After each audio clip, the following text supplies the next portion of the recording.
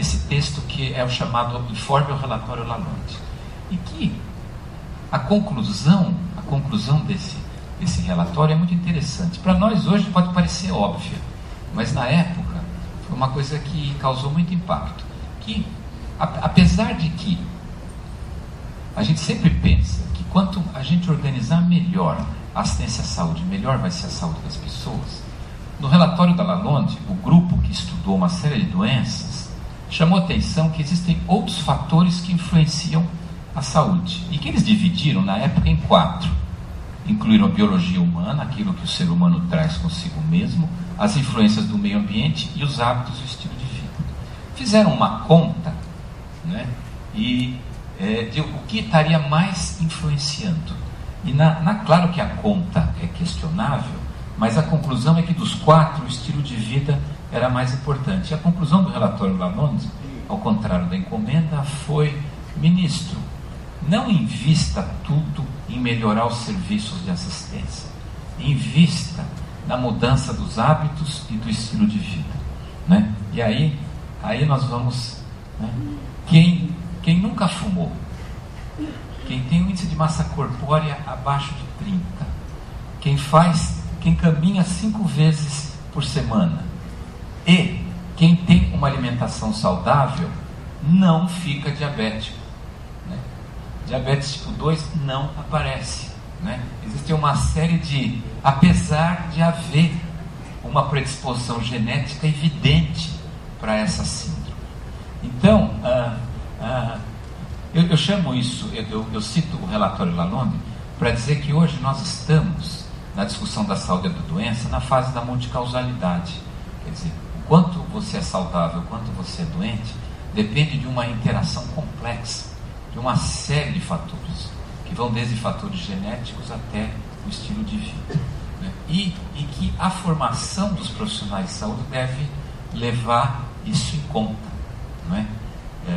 Que nós temos que estar preparados, não é, para pensar sempre do ponto de vista da multicausalidade. Próximo. Cito um pernambucano ilustre, né? E para dizer que eu resolvi ser professor de medicina, porque quando eu estava no primeiro ano da faculdade, eu era professor voluntário de alfabetização de adultos pelo método Paulo Freire. E eu gostei tanto de ser professor que eu resolvi ser professor de medicina. Então Paulo Freire influenciou muito a minha vida pessoal, né? E na formação das pessoas e na área de saúde é muito importante pensar isso. Uma das questões centrais do pensamento do Paulo Freire é que o ensino-aprendizagem não devia ser centrado no professor, devia ser centrado na relação entre o professor e o aluno, né? E essa é uma frase que eu tirei de um dos seus últimos livros, né? Quer dizer, quando quem sabe, sabe primeiro, que o processo em que aprendeu algo é social. Segundo, quando sabe que, ao ensinar o que sabe a quem não sabe, sabe também que dele ou dela pode aprender algo que não sabia. Então, o professor que adora aprender, talvez com os alunos, talvez seja o melhor professor, né? Próximo. Agora, se o processo de ensino-aprendizagem deve estar centrado na relação entre professor e aluno, vamos ver como é que está essa relação no Brasil.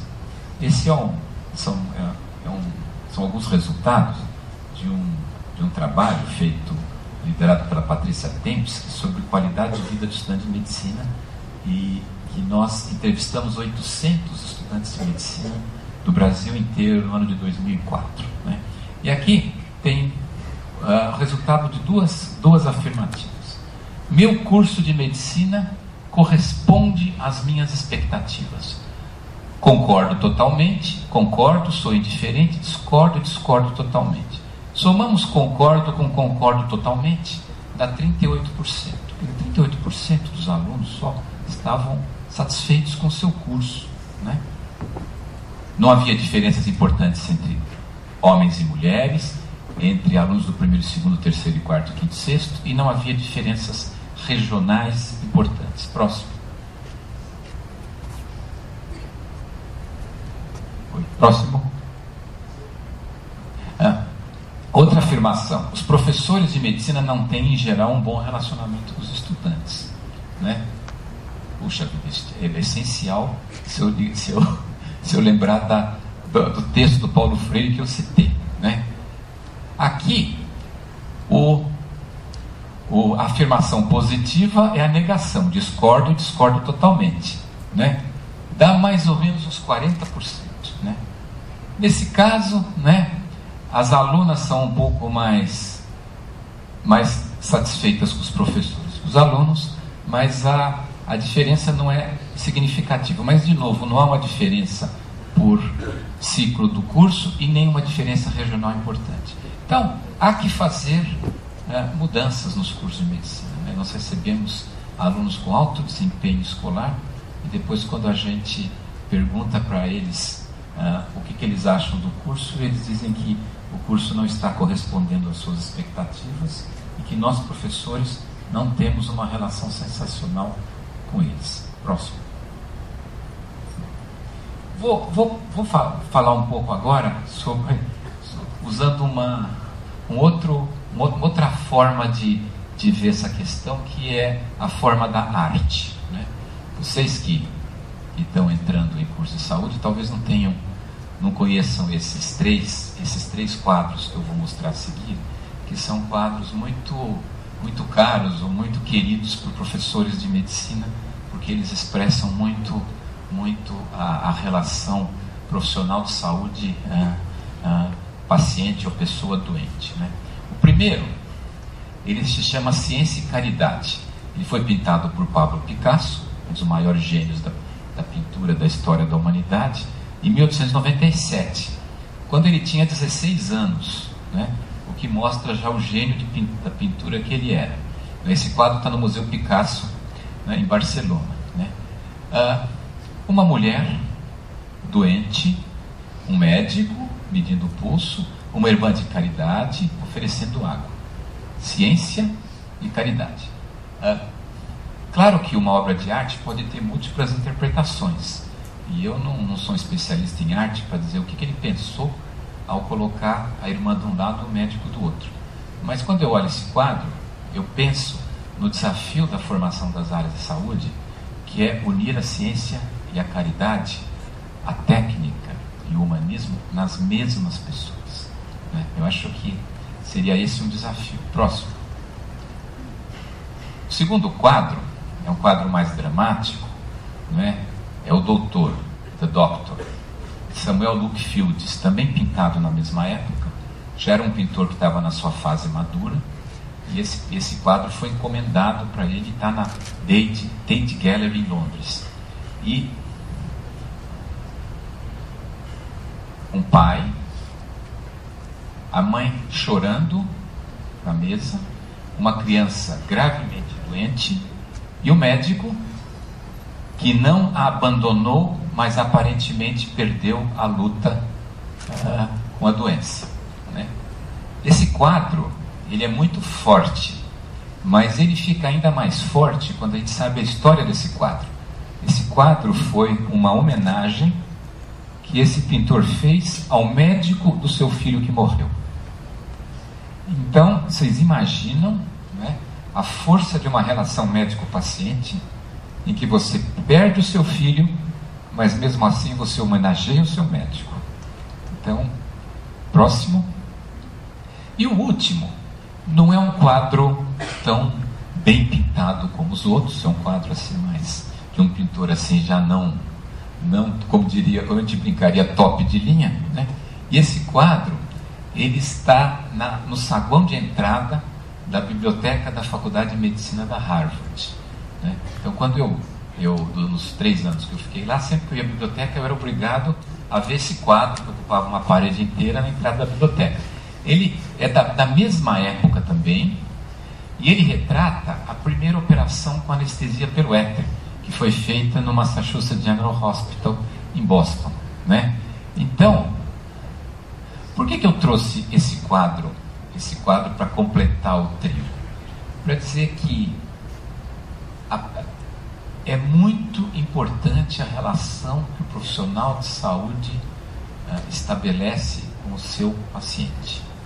Mas, ao mesmo tempo, não se deve fazer uma falsa oposição entre a humanização e o progresso da ciência e o progresso da técnica. Não há nada mais humanizante do que o progresso da saúde aplicado a serviço das pessoas. Imaginem a invenção da anestesia, né? A possibilidade de suprimir a dor física com medicamentos, que permitiu um avanço brutal da medicina. Próximo. Então, quando a gente fala em acesso com qualidade e humanização, a gente tem que definir um pouco o que é humanização. E ela não deve opor a ciência técnica. E aqui eu vou ler uma definição que é do professor José Ricardo Aires, da USP. É uma proposta de articulação inseparável do bom uso de tecnologias, equipamentos, procedimentos e saberes, com uma proposta de escuta, diálogo, administração e afeto, num processo de comprometimento com a felicidade humana, no que se denomina tecnologia relacional. Próximo.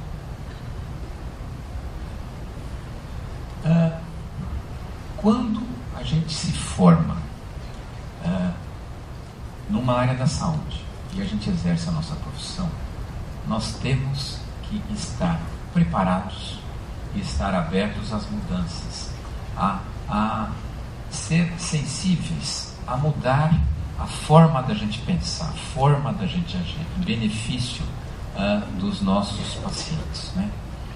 O professor Fernando Menezes, cirurgião, ele deve ter operado no início da vida dele muita úlcera duodenal, né? Naquela época, se alguém falasse que úlcera duodenal ia sarar com antibiótico, ia ser considerado completamente maluco, né? Eu também, quando estava na faculdade, caía na prova os diferentes tipos de cirurgia para correção de úlcera duodenal.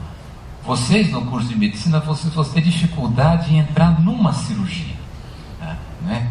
Vieram os bloqueadores H1, depois os inibidores de bomba de prótons, depois se descobriu o Helicobacter pylori, se tratou o Helicobacter pylori e a úlcera sara hoje, né? Um conceito que era absoluto. Quando eu estava na faculdade, imaginar isso era fazer afirmações totalmente desprovidas das evidências da época.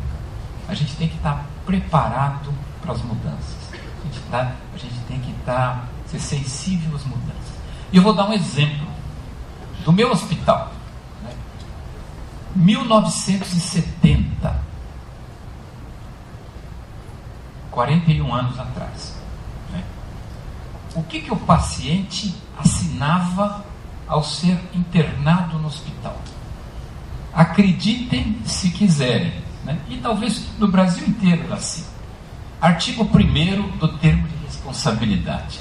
Autorizo o corpo clínico do Hospital das Clínicas a praticar qualquer procedimento diagnóstico terapêutico, médico ou cirúrgico, inclusive anestesia, transfusão de sangue, exames complementares no paciente acima identificado. Passa o próximo, por favor.